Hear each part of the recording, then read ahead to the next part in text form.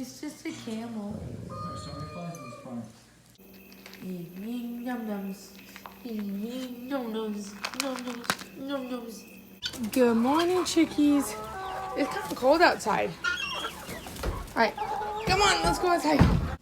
We have not been getting that many eggs. So we got 8 or 9 yesterday. We got 5 the day before and 4 the day before that. Like, I don't know what's going on with the chickens, but they're not giving us eggs. We tried putting the fan back in because it smelled a little bit like ammonia, but hopefully that'll work. It seemed to start working a little bit, but I don't know. They aren't giving us that many eggs. But Abby is coming over today and we're going shopping in downtown McKinney. So I get to hang out with her. I don't know what shopping entails because I just don't know. So Goldie's still back over there. She's right there. Goldie! Come on, little nugget. Boom. Come on, baby bird. Other way. Hi, baby bird. His eyes are closing.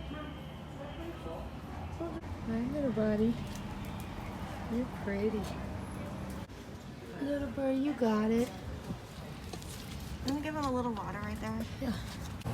Hi, little buddy. You better be gone when we get back.